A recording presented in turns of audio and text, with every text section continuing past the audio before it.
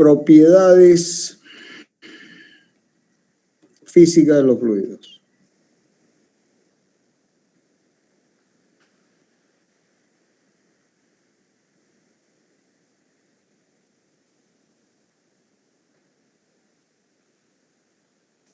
Bien, es el primer tema y ustedes tienen el apunte, así que vamos siguiendo el apunte, ¿de acuerdo?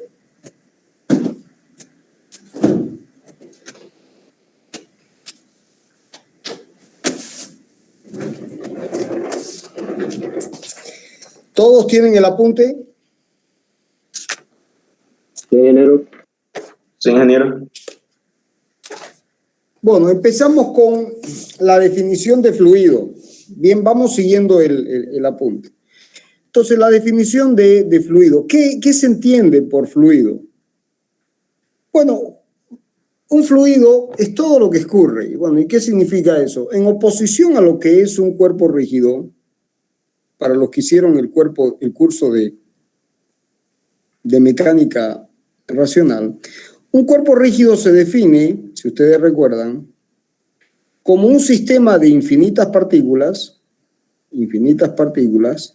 ¿no?, que están vinculadas entre sí por una condición. Dos partículas cualquiera, I y J, están vinculadas entre sí con lo que se llama la condición cinemática de rigidez. ¿Eso qué significa? Que la distancia entre dos puntos cualquiera que uno considere el cuerpo rígido se mantiene constante. Lo que significa que el cuerpo rígido, es indeformable. O que sus deformaciones son despreciables. Por eso se dice que es rígido, no se deforma, o te presenta deformaciones tan pequeñas que se pueden despreciar. Un fluido, en oposición a la definición de cuerpo rígido, también son infinitas, supongamos un cuerpo de agua, también son infinitas partículas.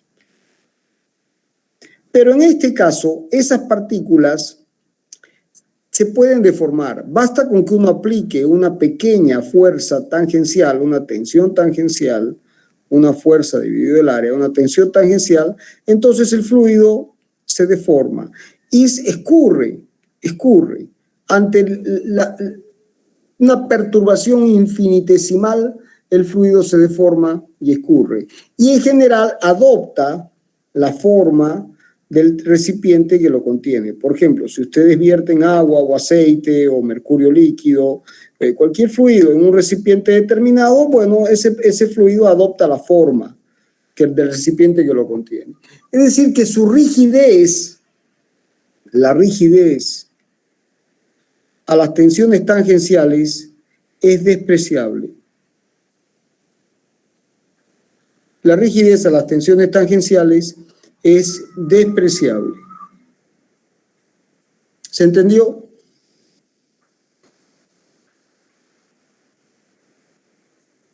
¿Se entendió, jóvenes? Sí, ingeniero. Sí, ingeniero. Sí, Bueno, vamos a tratar de que haya un diálogo, si no vuelvo a explicar. Bien, ahora, a partir de esta definición, ahora, por supuesto, también se debe mencionar que en el caso de como fluidos, se tienen los líquidos y se tienen los gases.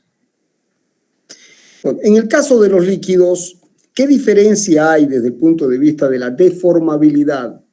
Bueno, o de la rigidez. En ambos casos, la rigidez ante tensiones tangenciales es despreciable. O sea, cuando se aplica tau, la rigidez es despreciable. Pero en los líquidos, o sea, ante esta aplicación de tau, el fluido se deforma. No presenta resistencia a la deformación ante tensiones tangenciales. Sin embargo, un líquido sí presenta una alta resistencia a la deformación ante tensiones normales. Entonces, en el caso de los líquidos, la tensión normal ¿no? Hay oposición, y en el caso de las tensiones tangenciales no existe oposición. ¿Se entiende? Mientras que en los gases, tanto ante tensiones tangenciales como normales, el gas se deforma. ¿Se entiende? Entonces, básicamente la diferencia tiene que ver con la deformabilidad.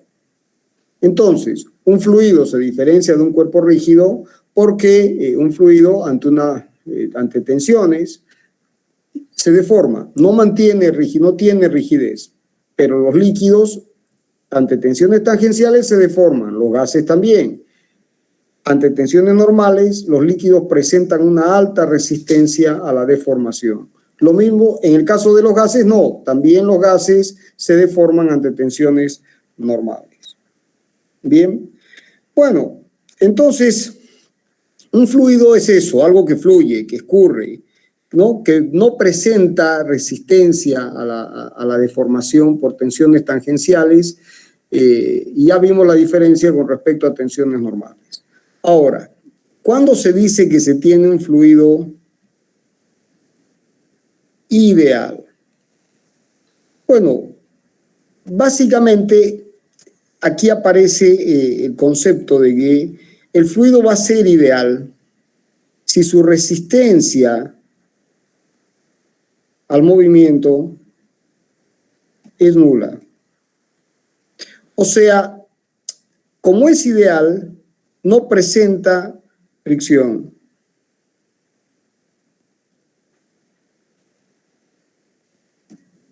No presenta fricción. Básicamente eso es lo que caracteriza a un fluido ideal. No presenta fricción.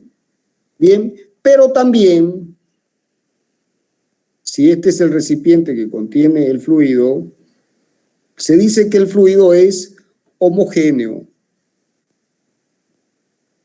O sea, ¿qué significa que es homogéneo? Que todas las propiedades que uno está analizando en todo el volumen son las mismas, no cambian.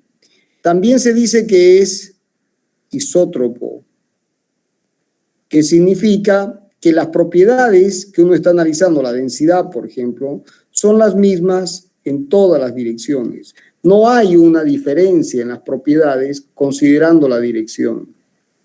Y también es un medio continuo. Es decir, esto tiene que quedar claro. Por ejemplo, es decir, si uno toma las moléculas puede ser que estén separadas entre sí, ¿no? Están separadas entre sí. No, entonces habrían discontinuidades a nivel molecular, pero a los fines prácticos de las aplicaciones en la ingeniería, la mecánica de fluidos, asume que es un medio continuo. O sea que existe continuidad en toda la masa, es un medio continuo. Y esto tiene consecuencias. Como es un medio continuo, se puede aplicar el cálculo diferencial e integral de manera extensiva. ¿Por qué? Porque hay continuidad. Hay continuidad. Por supuesto, si uno ingresa a analizar esto a escala molecular, ¿no? Probablemente aparezcan discontinuidades, o a escala atómica, donde tenemos uniones de átomos para formar las moléculas. Entonces puede ser que aparezcan discontinuidades, pero no ese es el nivel de análisis. El nivel de análisis, el análisis es macroscópico. Macroscópico. El análisis es macroscópico, no es microscópico. Entonces, en mecánica de fluidos se estudiará el movimiento de los fluidos, mecánica, el estudio del movimiento, ¿no? De los fluidos, ¿de quién? De todos aquellos elementos que se deforman y no presentan rigidez ante tensiones tangenciales, en el caso de líquidos, y tensiones tangenciales y normales en el caso de gases, ¿no? Y que se comportan como materiales homogéneos, isótropos y medios continuos para un análisis macroscópico. ¿Se entendió hasta acá? Sí, ingeniero. ¿Todos lo entendieron?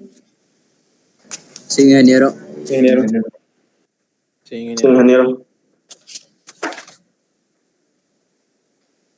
Bueno, ¿qué diferencia hay entre la mecánica de fluidos y la hidráulica? Ustedes saben que esta materia se llamaba antes hidráulica, lo saben, ¿no es cierto?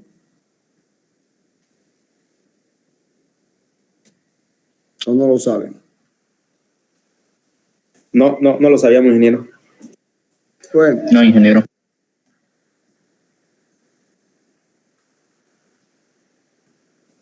mecánica de fluidos e hidráulica.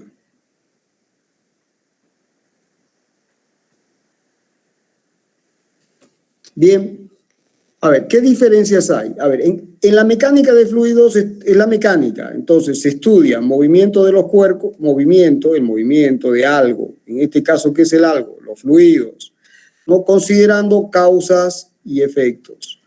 Bien, movimiento de los fluidos, considerando las causas que producen el movimiento y cuáles son los efectos. Bien, y se aplica a todos los fluidos posibles, es decir, a todos los líquidos y a todos los gases. Bien, ese es el campo de acción de la mecánica de fluidos. Y la hidráulica es un caso particular de la mecánica de fluidos. La hidra es agua. Entonces, la hidráulica es la mecánica de ¿quién? En vez de decir de los fluidos, ¿por qué cambiamos esto? En vez de decir de los fluidos, ¿qué ponemos aquí? De los líquidos. Del agua. Del agua. Del agua. Entonces, la hidráulica, jóvenes, básicamente es el estudio del movimiento del agua y de líquidos similares que básicamente cumplan con la condición de que su densidad es una constante. Bien, del agua y de líquidos que cumplan con la condición de que la densidad es una constante. Mientras que la mecánica de fluidos es el estudio del movimiento o la estática también puede ser del no movimiento de cualquier líquido y cualquier gas. ¿Se entendió la diferencia? Sí, ingeniero.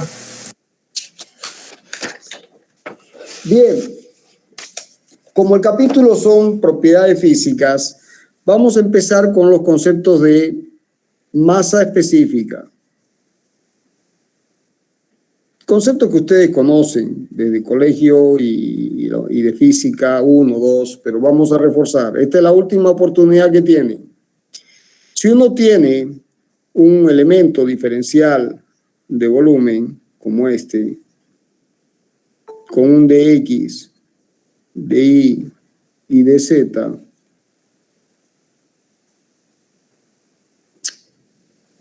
bueno, ahí está, ahí apareció, dx, dy, dz,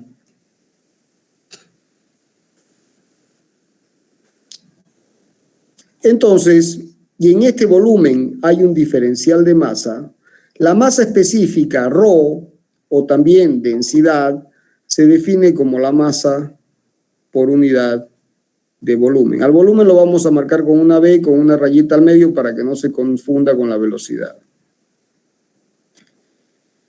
Estamos, masa por unidad de volumen. Eso es lo que se llama la masa específica. ¿Qué unidades tiene? O la densidad, unidades de masa sobre longitud al cubo. Entonces, en el Sistema Internacional de Unidades se medirá en kilos por metro cúbico y en el sistema CGS se medirá en gramos por centímetro cúbico. ¿Estamos? ¿Se entendió hasta acá, jóvenes? Se entendió, ingeniero. Bien, me olvidé comentar. Sí, ingeniero, se entendió.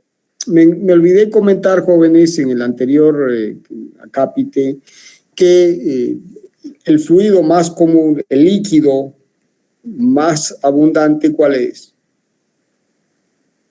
El agua. ¿Y el gas más abundante, cuál es? El aire. Entonces uno en general se refiere, cuando habla de mecánica de fluidos, se refiere al agua y al aire. O agua o líquidos con ρ constante, o sea, masa específica constante, incompresibles. Entonces, si esto es constante, el fluido es incompresible, no se lo puede comprimir. Y si esto es variable, es distinto de constante, es compresible. ¿De acuerdo? Y en el caso de los otros gases tenemos el aire, pero también habrán otros, como el gas natural, esencialmente son los combustibles. Entonces se tiene el aire, el gas, ¿no? Los combustibles, y se tiene el vapor de agua, también para el funcionamiento de turbinas a vapor. ¿Se entendió?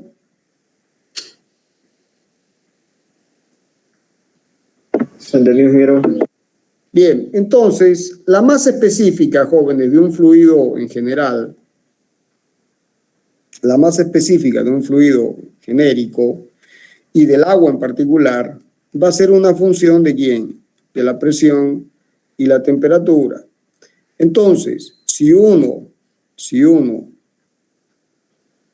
grafica la densidad con la temperatura, ¿no? Tiene el gráfico del apunte. A medida que la temperatura aumenta, la densidad va bajando, por supuesto. ¿Por qué? Porque nos estamos aproximando al cambio de estado. Y el máximo se produce para una temperatura de más o menos 4 grados centígrados. En el caso del agua, bueno, cada líquido tendrá su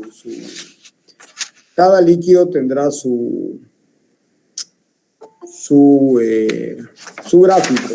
Y también es función de la temperatura, ¿no? Es función de la presión, perdón. Es función de la presión.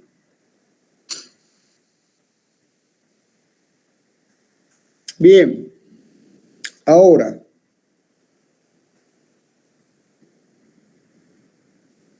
si uno tiene la masa específica como masa por unidad de volumen, entonces uno puede plantear que la masa, el diferencial de masa, es ρ diferencial de volumen, o masa es igual a ρ por B. Entonces, si uno hace el diferencial de esto, tendrá ρ diferencial de B más B diferencial de ρ. Es la derivada de un producto. Ahora, como la masa, jóvenes, debería ser constante, es decir, si el sistema es un sistema de masa constante, entonces el diferencial de masa es igual a 0. Es decir, que esto es igual a 0. Siempre que se cumpla la condición de masa constante. Entonces, para masa constante, se tiene que ρ de B es igual a menos B diferencial de ρ. Es decir, que diferencial de ρ sobre ρ es igual a menos diferencial de B sobre B. Y esta es una ecuación muy importante. ¿Por qué? Porque fíjense que la ganancia de densidad respecto de la densidad inicial es igual y opuesta a la ganancia del volumen respecto del volumen inicial. Es decir, si gano densidad, por este signo pierdo volumen. Es decir, si yo tengo este volumen y yo quiero aumentar la densidad, que esto sea positivo, necesariamente el volumen tiene que disminuir. O sea que si dρ aumenta, el volumen disminuye. A la inversa, si dρ disminuye, como esto es negativo, esto tiene que ser positivo, por lo tanto dB aumenta. En otras palabras, jóvenes, un aumento de la densidad implica una disminución del volumen, necesariamente. Y siempre se hace el análisis respecto de las variables iniciales. ¿Se entendió? Sí, ingeniero. Sí, ingeniero. Sí, ingeniero. Bien. Bueno, entonces ahora podemos analizar el concepto de volumen específico. Con esto, fíjense que el volumen específico se expresa con la letra griega psi,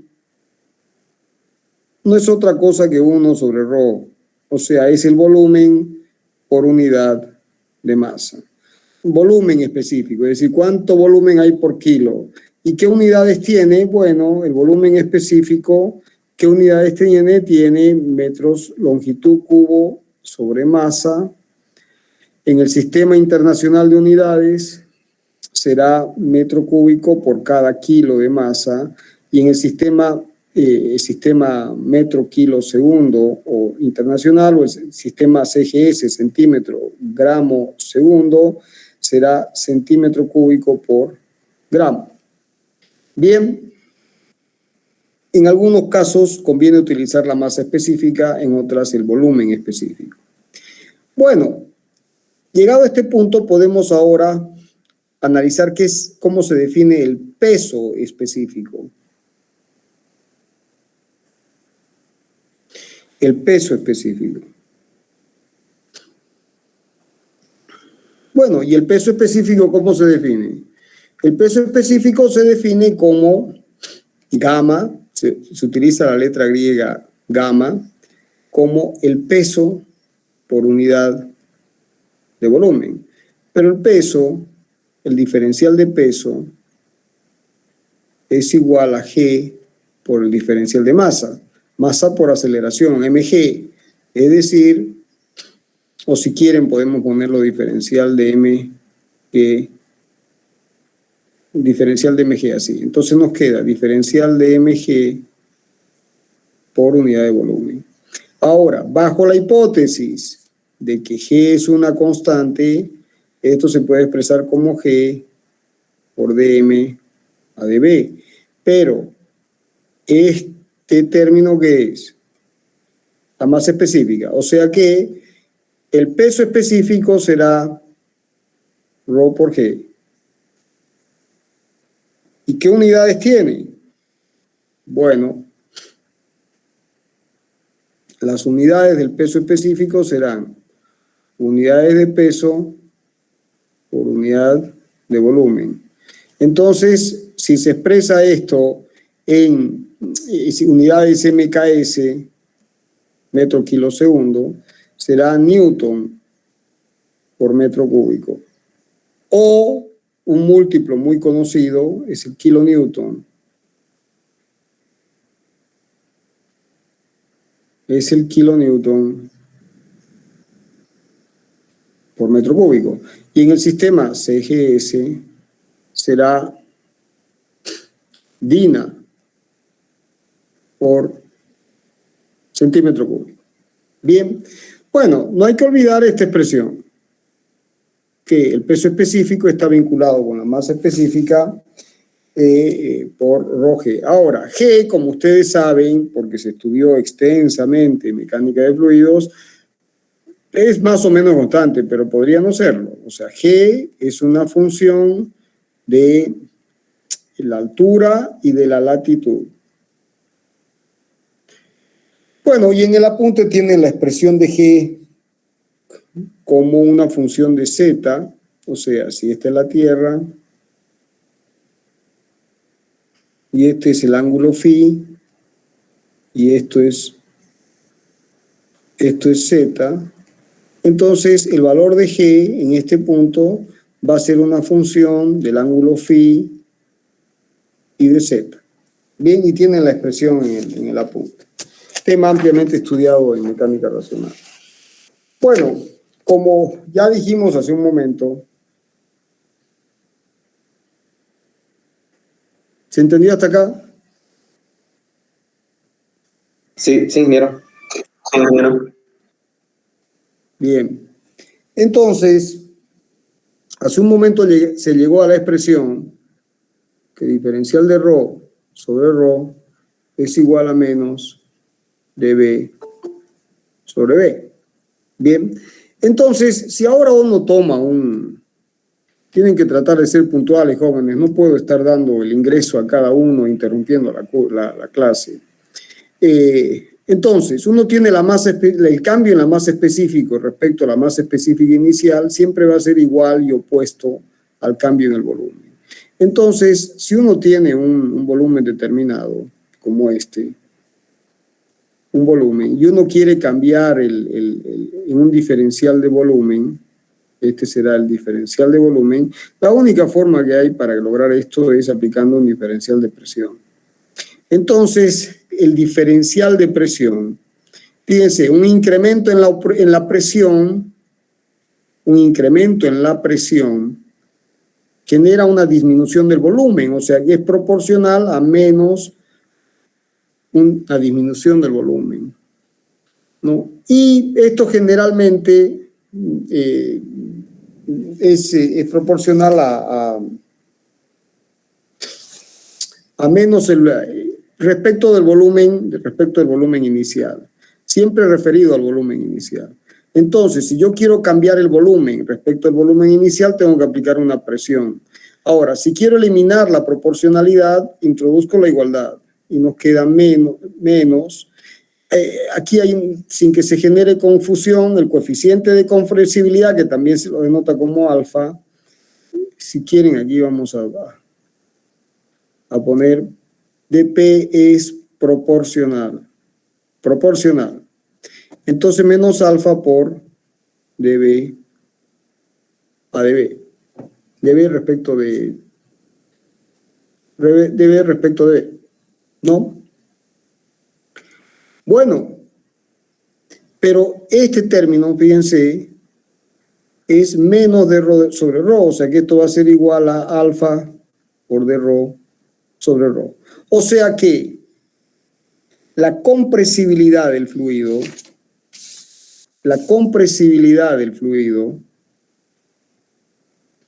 es decir, cómo cambia el volumen del fluido cuando se le aplica presión, no se puede expresar en términos de una proporcionalidad con respecto que define la reducción del volumen o el incremento de la masa específica.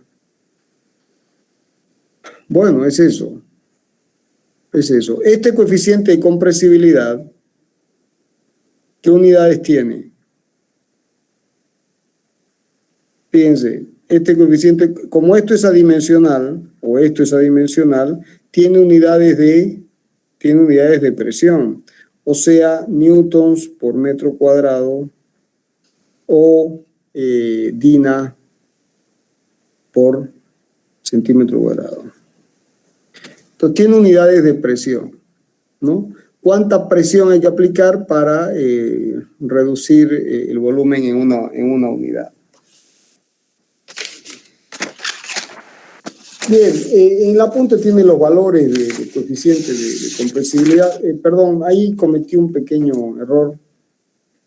1 sobre P. Si yo despejo alfa va a ser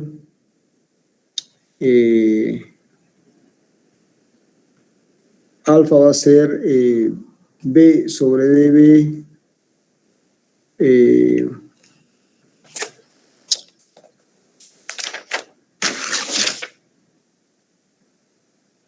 no, es que cometí un error en la definición original y nadie aquí, vamos a corregir, van a disculpar.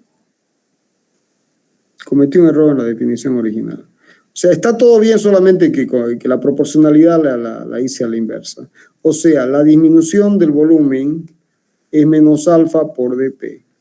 O sea, el coeficiente va de este lado. Bueno, como esto no tiene dimensiones, es adimensional porque es volumen sobre volumen, entonces esto tiene que ser adimensional. Entonces alfa es dB sobre B con menos por 1 sobre diferencial de P. O sea que las unidades de alfa son las unidades de 1 sobre P.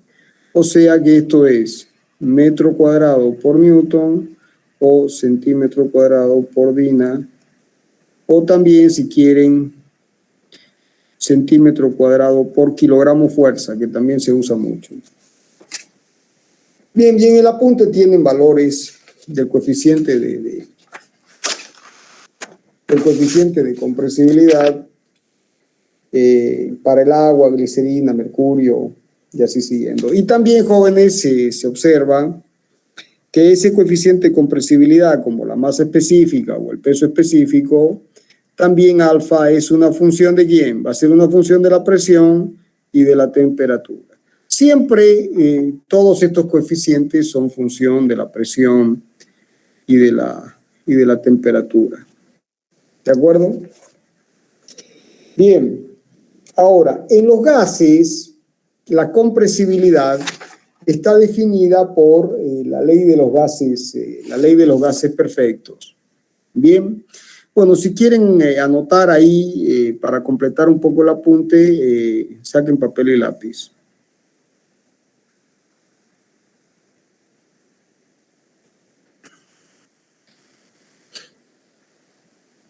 Entonces, compresibilidad. ¿Están ahí, jóvenes?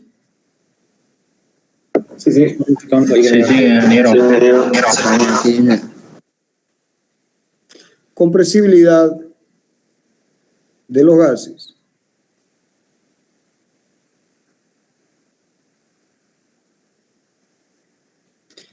Bueno, a ver, básicamente la ecuación fundamental es la ley de los gases perfectos.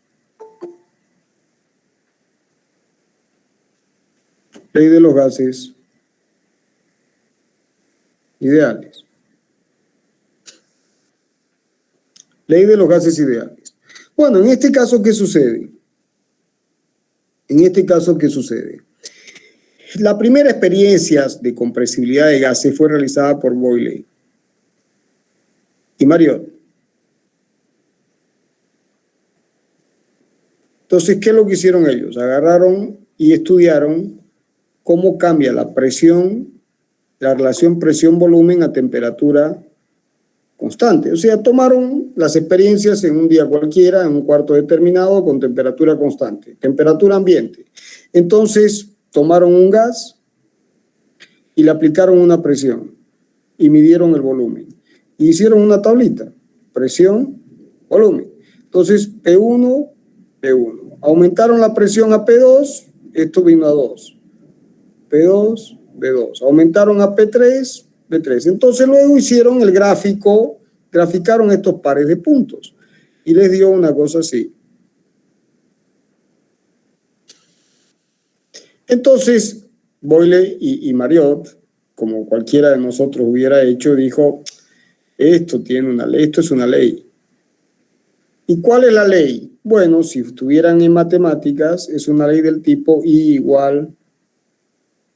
En matemáticas, una hipérbola equilátera es de este tipo, ¿se acuerdan? Y la ecuación de esto es I igual a A sobre X. La rama negativa no tiene sentido físico, entonces uno se queda con la rama positiva. Como en este caso I es P y A es la constante y X es B.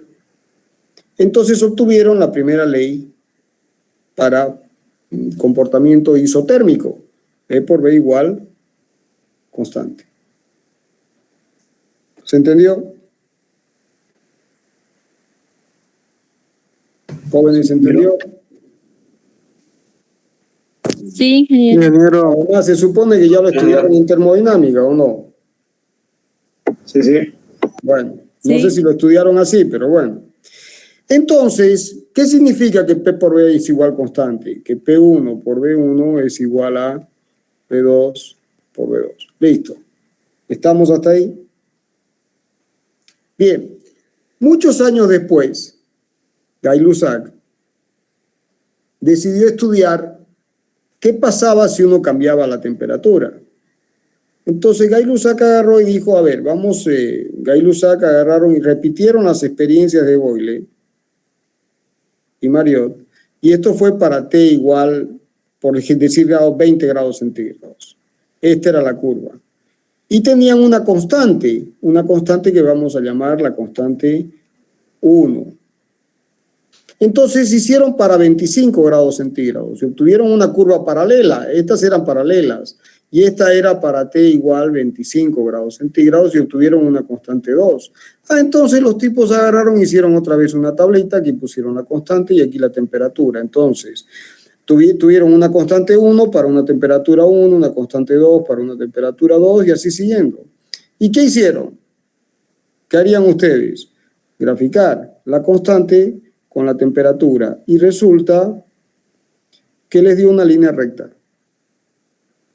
Les dio así. Les dio una línea recta. Una línea recta del tipo, o sea, los puntitos estaban aquí, así. Entonces, si ustedes analizan la ecuación de una línea recta, y igual a x, y con x, perdón, la ecuación de esta línea recta que pasa por el origen y es y igual a m por x. Si esto es θ, la tangente de θ es la pendiente de la recta, que es esta.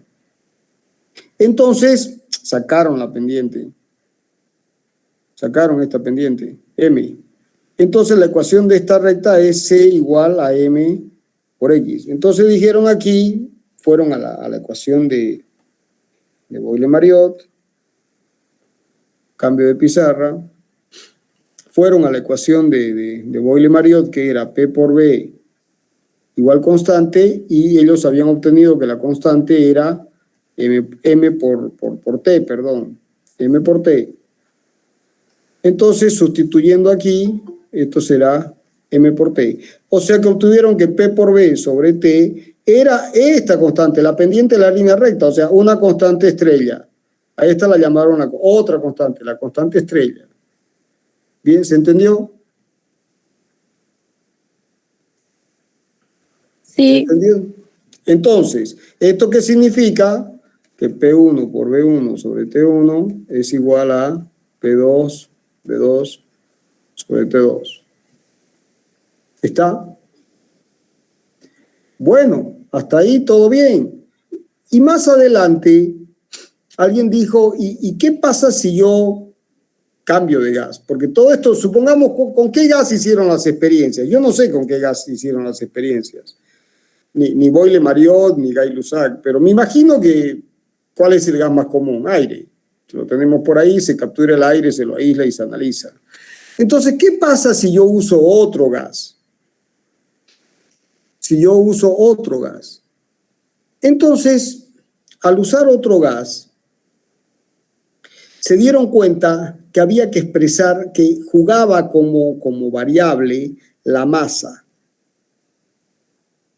La masa.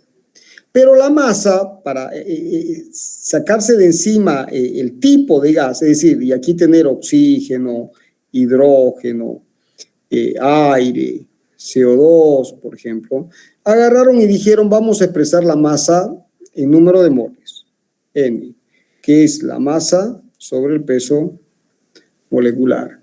Entonces, agarraron y calcularon, analizaron el comportamiento de la constante estrella con el número de moles. Con el número de moles. ¿Y qué les dio? Les volvió a dar otra línea recta. Les dio una línea recta así. Entonces, ni cortos ni perezosos, ¿qué hicieron? Encontraron este ángulo. Y a este ángulo θ y la tangente de este ángulo lo vamos a llamar R. Entonces llegaron a la conclusión de que esta constante estrella era R por N. Es la ecuación. Entonces, sustituyendo, queda que P por B es igual a la constante estrella N por R por T, que es la ecuación de los gases ideales. Y como esta constante no cambia más, se llama, ¿qué cosa?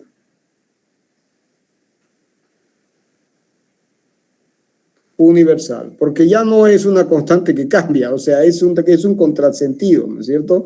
P por B igual constante, es un contrasentido. Estamos hasta que al final se llega a una constante que sí es constante, es la constante universal de los gases. ¿Se entendió hasta ahí? Sí, ingeniero. Entonces, la compresibilidad de los gases, jóvenes, está definida por esta ecuación. Ustedes lo saben. ¿Sí o no? Ahora, ¿se entendió hasta ahí? Sí. Ahora, si uno, por ejemplo, hace el diagrama de fases de un compuesto cualquiera, el agua, por ejemplo, entonces aquí tenemos sólido, aquí se tiene el líquido y aquí se tiene el gas. Pero a partir de, este es un presión-temperatura, a partir de un cierto punto, que se llaman la presión crítica y la temperatura crítica, esto empieza, el gas deja de comportarse como ideal.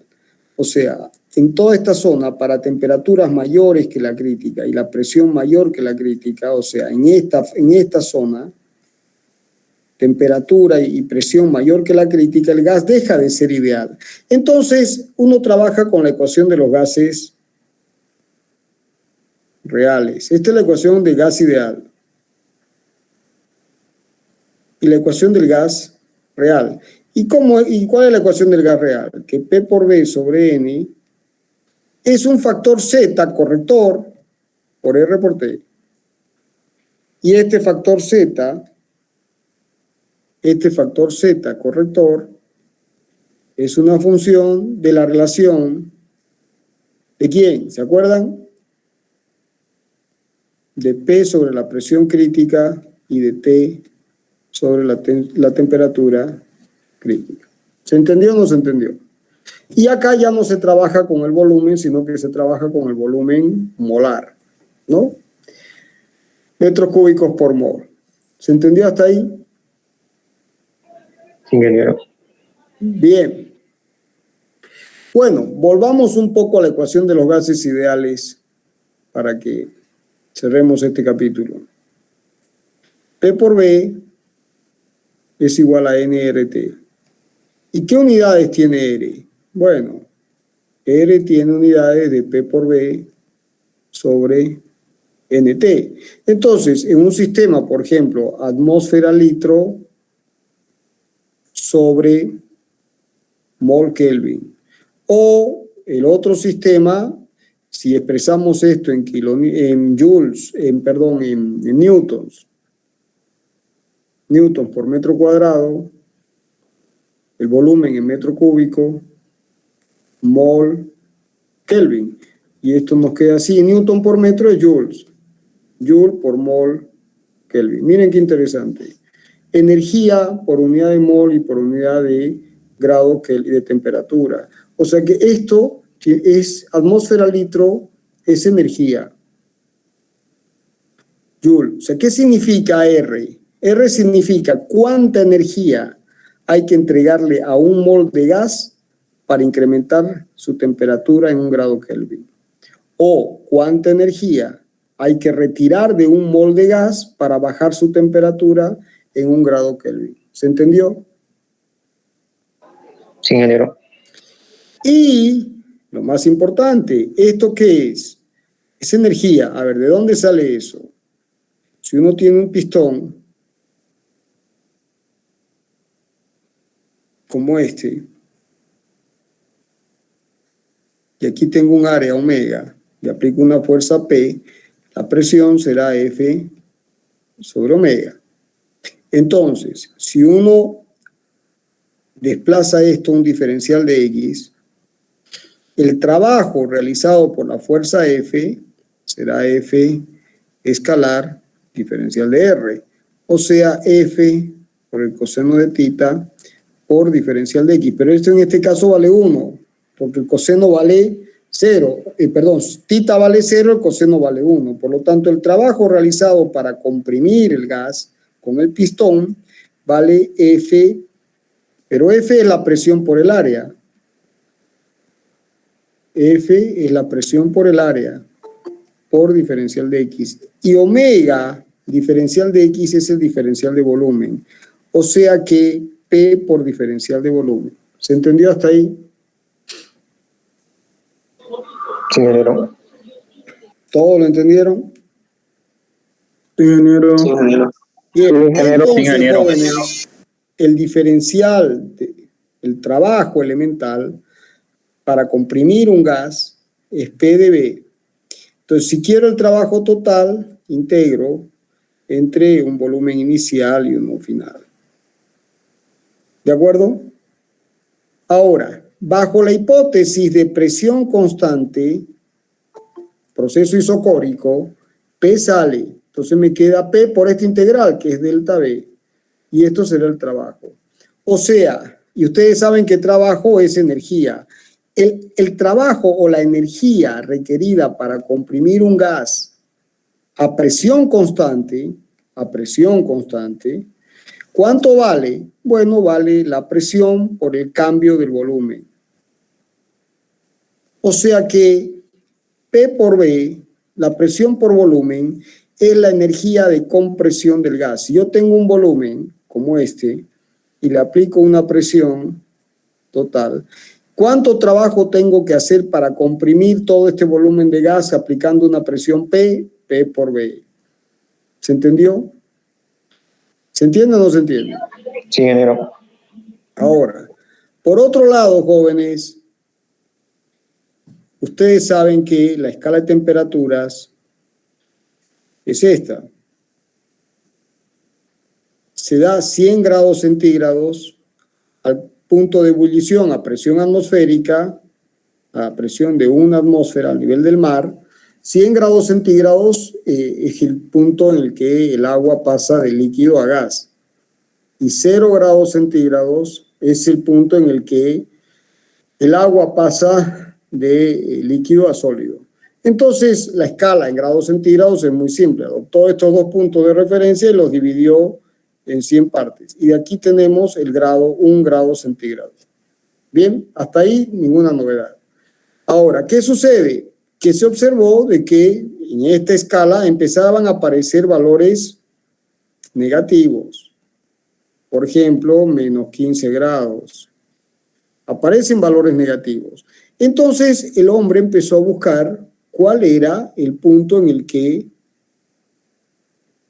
ya no era posible más enfriar. Entonces, aparece una variable que es la energía interna.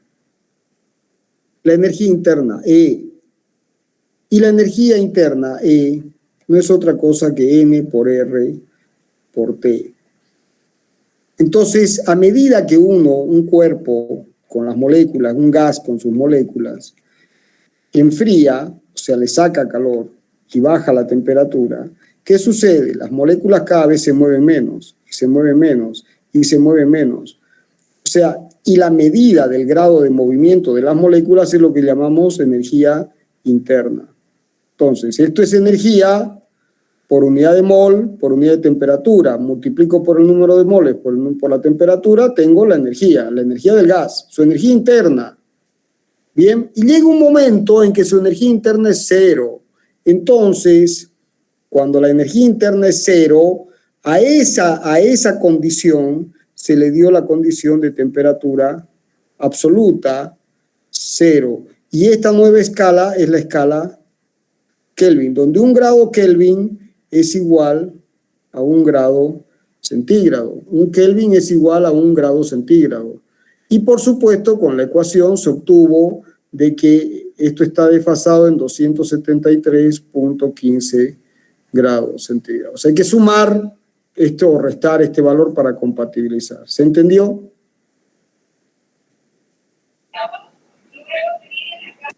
¿Se entendió o no se entendió? Sí, ingeniero. Ingeniero. ¿Qué tiene que ver esto con la ecuación de los gases ideales? Bueno, aquí está. Entonces, P por V es la energía de compresión del gas a presión constante. Y eso va a ser igual a su energía interna. Conservación de la energía, jóvenes. Esta expresión no es otra cosa que una manifestación más del principio de conservación de la energía. El trabajo que se hace para comprimir un gas a presión constante termina siendo ganancia de energía interna. ¿Y es verdad eso? Claro que es verdad. ¿Alguna vez han inflado una goma de bicicleta? ¿Han inflado una goma de bicicleta o una pelota? Sí, señor. Entonces, cuando ustedes agarran e inflan, ¿qué están haciendo? P por V, P por V, P por V, ¿sí o no? Presión y volumen, presión y volumen, presión y volumen, presión y volumen, ¿sí o no? Y van inflando, ¿sí? Sí. Bueno, ¿y qué pasa con el inflador? Se calienta. Se calienta, ¿por qué? Porque el gas aquí, como está recibiendo energía de afuera, P por V, aumenta su energía interna. Y el trabajo entregado al bombear el gas tiene que transformarse en energía interna, por eso se calienta. Entonces, si yo hago que el gas se expanda, ¿qué va a pasar con el gas? Como el gas es el que hace un trabajo, se está expandiendo, tiene que sacar energía de algún lugar. Entonces, ¿esa energía de dónde la saca? De la energía interna. Entonces, cuando un gas se expande, se enfría. ¿Por qué? Porque tiene que bajar su energía interna. El trabajo de expansión sale de la disminución de la energía interna. Cuando un gas se calienta es porque alguien está entregando trabajo externo, trabajo de compresión a presión constante.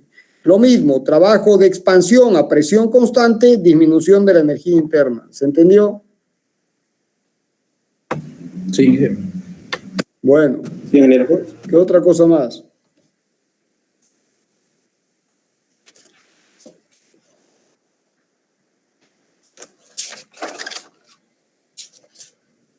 Bien.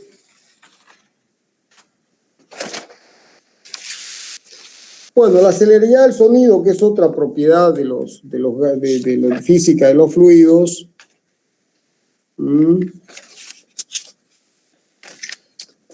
La vamos a ver con mayor detalle en dinámica de fluidos compresibles, así que por ahora solamente vamos a manifestar que las ondas sonoras se propagan en un medio, no se propagan en el vacío, se propagan en un medio determinado. Las ondas sonoras se propagan en un medio determinado, ¿no? Entonces, a esa velocidad de propagación se la llama celeridad del sonido. Y ya veremos más adelante qué es la variación de la presión respecto a la masa específica. La demostración de esto viene en el capítulo de dinámica de fluidos compresibles. Por ahora, recuerden, porque puede ser que aparezca, que todas las ondas se propagan en un medio, no se propagan en el vacío, las ondas sonoras, y que esa celeridad, la velocidad con la que se propaga el sonido, depende del cambio de la presión respecto de la masa específica en el caso de los fluidos. En el caso de los fluidos. ¿Estamos? Bueno,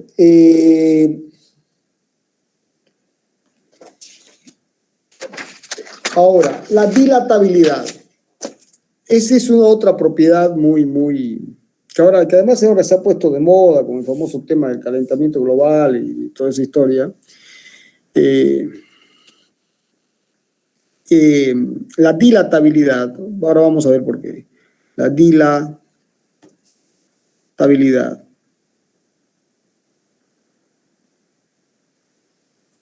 Entonces, la dilatabilidad, jóvenes, tiene que ver con el cambio de una magnitud espacial por la variación de la temperatura. Entonces, empecemos con el caso más simple, que ustedes estudiaron en física. Toman una barra de acero de longitud L0 y le cambian la temperatura, incrementan la temperatura, por ejemplo. Entonces, ¿qué pasa con la barra? Se alarga un delta L. ¿Y cuánto se alarga el delta L? Bueno, se alarga y es proporcional.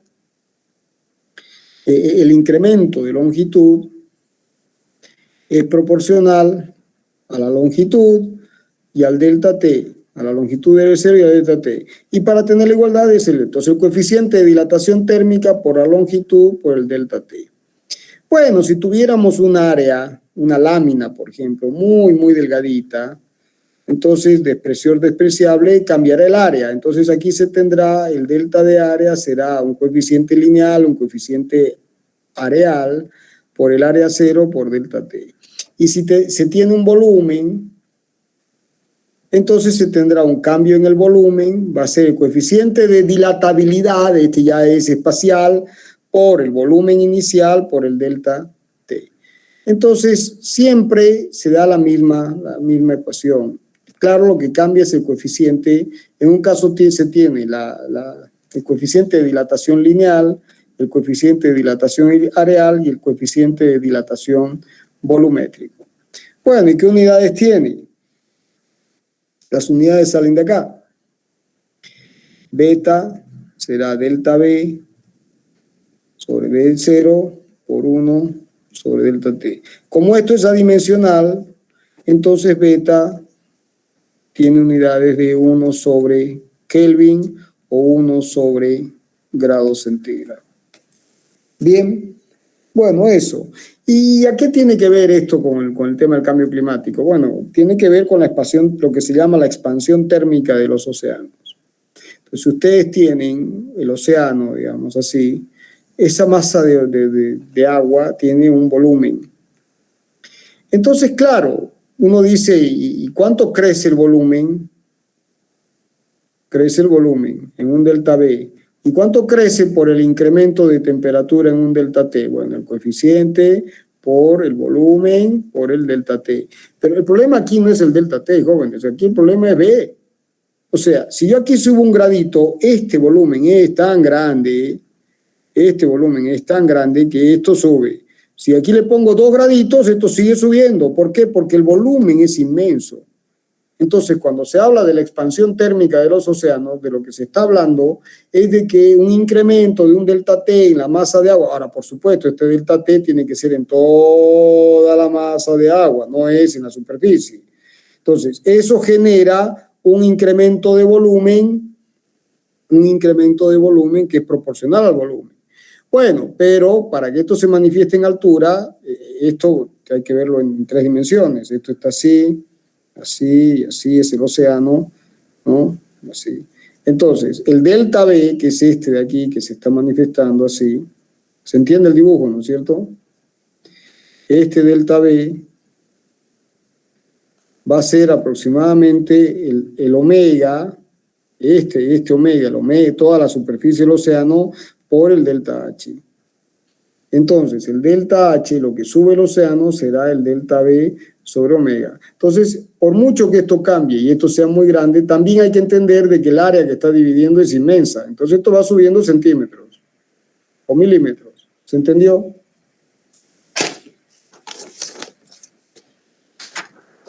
¿Se entendió, jóvenes, o no se entendió? Sí, ingeniero. Sí, ingeniero. Bueno, jóvenes, aquí, el viernes terminamos el capítulo.